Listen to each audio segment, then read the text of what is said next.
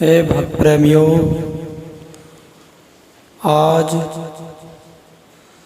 शरीरों के विषय में कुछ जानकारी व्याख्यात कर रहे हैं। पहला है स्थूल शरीर, दूसरा है कारण शरीर, तीसरा है सूक्ष्म शरीर। स्थूल शरीर में 5 तत्व होते हैं, इनको अंग बोलते हैं। कारण शरीर में 3 अंग होते हैं, रजोगुण, तमोगुण और सतोगुण। वो 3 अंगों वाला होता है। जो सूक्ष्म शरीर होता है उसमें 17 अंग होते हैं।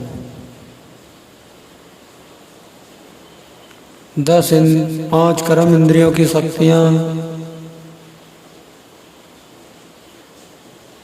5 ज्ञान इंद्रियों की शक्तियाँ,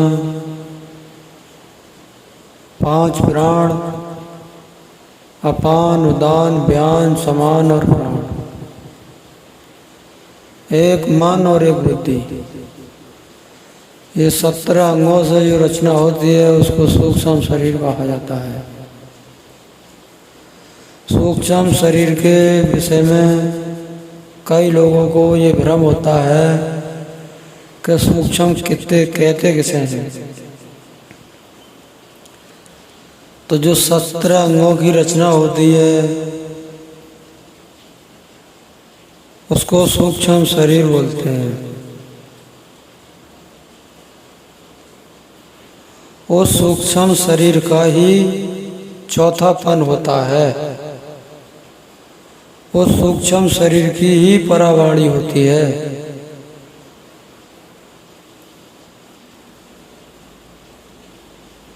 इसीलिए कबीरदास ने कहा है, श्वास श्वास सोरण करो विरता श्वास न खो, ना जाने इस श्वास का आना हो या ना हो। संसार की भी आवाज़ यही होती है कि भाई सांस चल रही है इसके अंदर, इसमें अभी दम है। श्वास का ही सहारा लेकर परिवार के भाजा दौड़ी करते हैं, पैसा लगाते हैं और उसका ठीक करने का प्रयास करते हैं। मगर जब सद्गुरु मिलता है तो श्वास का भी खंडन कर देता है। क्योंकि भगवान राम पुरुषोत्तम श्री राम थे, पुरुषों में उत्तम, गुणातीत, 5 तत्वों से और 3 गुणों से अलग रहते थे। वो महान शक्ति का ध्यान करते हुए उस परम पद को पाकर और परमात्मा कहलाए। उन्होंने कार्य किए, सर्वशक्तिमान थे।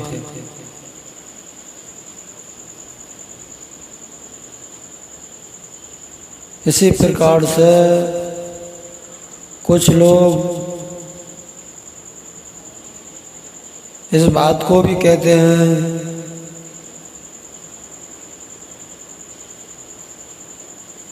कि प्राण वायु के माध्यम से शरीर का सारा सिस्टम चलता है। वो उन लोगों की बात सही है, मगर खाली प्राण वायु से ही नहीं चलता है। इसमें जो पावर आती है, जो परमात्मा की शक्ति होती है, वो लैट गिरती है, उसी से सारा कार्य होता है।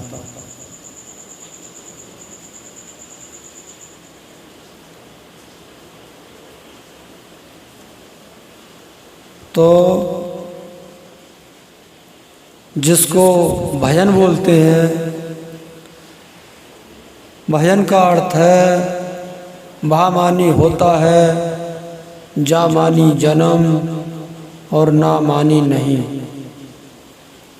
जिसका जन्म नहीं होता है उसी का नाम भजन है, उसी को भक्ति नाम से बोलते हैं, उसी को आत्मा नाम से बोलते हैं।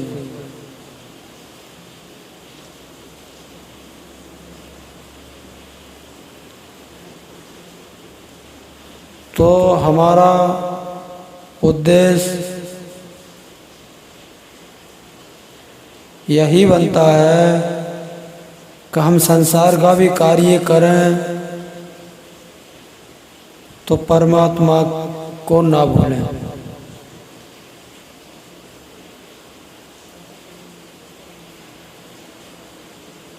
क्योंकि उसके बिना कोई पत्ता नहीं हिल सकता। इस बात को तो सभी लोग जानते हैं। और सबसे बड़ी आश्चर्य की बात यह है कि मनुष्य को ये भी पता है कि एक ना एक दिन मौत आएगी, मगर आश्चर्य इस बात का है कि वो कई साल तक अपना इंतजाम करता है। जैसे एक सर्प मेंढक को पीछे से दाब लेता है और मेंढक के आगे होकर छोटा छोटा मच्छर निकलता है तो वो उधर को मुंह फैलाता है, किस लिए? खाने के लिए। उसे ये होश नहीं है कि मैं कहाँ हूँ, वो भी काल के मुंह में है, मगर वो मच्छर मारने की कोशिश करता है। तो ये जानते हुए भी कि हमें एक न एक दिन मौत मारेगी, तब भी हम उस परमात्मा का गुणगान, कीर्ति, सत्संग, भजन नहीं करते। किसी ने ये ना कहा कि आप सारा संसार छोड़कर साधु हो जाओ। जिसकी जिम्मेदारी जिसको सौंपी गई है वो अपनी जिम्मेदारी खुद निभाएगा। नाता शरीर से शरीर का होता है, आत्मा का किसी से कोई नाता नहीं है, जीव आत्मा का कोई नाता नहीं। एक चारपाई पे दूसरा व्यक्ति सोता है परिवार का, और उसको जब निकलना होता है तो वो ये नहीं देखता है कि मेरे साथी मेरा भाई है, मेरी बीवी है, मेरी माँ है, मैं निकल कर जाऊंगा तो इसे क्या कहेगी। उसका कोई नाता नहीं। शरीर से शरीर का नाता होता है। तो जिसकी जो जिम्मेदारी है, जिसका जो नाता है, वो अपने आप जिम्मेदारी से निभाता है। कितना लोग शब्द की भाषा ना समझकर और दर दर धोखा खाते हैं। वनों में भगवान कृष्ण ने गीता में कहा है, हे अर्जुन तू निहंग हो जा। निहंग का अर्थ है शरीर से ध्यान को हटाना, ध्यान को भजन में लगाना, ध्यान को आत्मा में जोड़ना। क्योंकि कर्म शरीर से होता है, कर्म मन से होता है, कर्म धन से होता है। तो जिस चीज से कर्म होता है वो जन्म देने का कार्य करता है।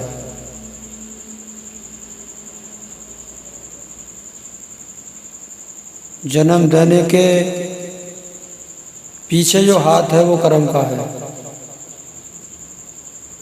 कर्म करते हुए भी अकर्ता बनकर रहो,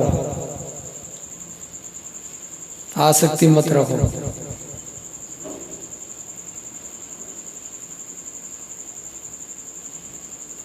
क्योंकि जहाँ जिसकी आस होती है वो उन्हें उसका वास होता है। शरीर छोड़ते समय हमारी आस जहाँ जहाँ लगेगी वहाँ वहाँ हमारा ट्रांसफ़र हो जाएगा। तभी तो कहा है, करत करत अभ्यास के जड़मत होत सुजान, रस्सी आवत याद पे शिल्पे पर निशान। अभ्यास करने की जरूरत है।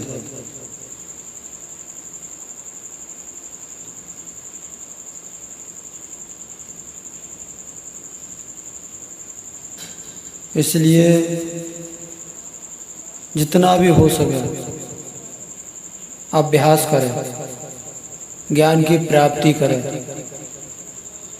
किसी संत महात्मा के पास जाए, उसको गुरु धारण करें, और गुरु धारण करते समय ये ध्यान कर ले कि गुरु के पद होते हैं। जैसे कोई अधिकारी का पद है, आप दरोगा जी हो, आप दीवान जी हो, आप पुलिस वाले हो, आप होमगार्डिया हो, आप कौन से पद से हो। इसी प्रकार से गुरु के पद होते हैं। गुरु के होते हैं 4 पद, धर्मशील, व्रत बैरागी, आत्मज्ञानी और ब्रह्मलीन। ये 4 पद जिसके पास होते हैं वो गुरु बनाने के, गुरु धारण करने के योग होता है। उसको बोलते हैं सदगुरु। कुलगुरु गोसाई होता है। ज्ञान देने वाला संसार में गुरु माता होती है, गुरु पिता होता है, गुरु मास्टर होता है। जो शिक्षा देता है वो बहुत गुरु होते हैं। मगर गुरु का अर्थ है रू मानी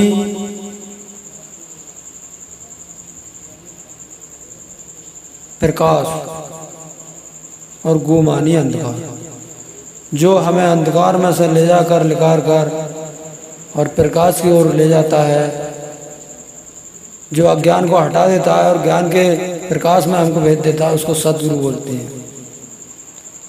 सदगुरु का जन्म नहीं होता, सदगुरु प्रकट होता है।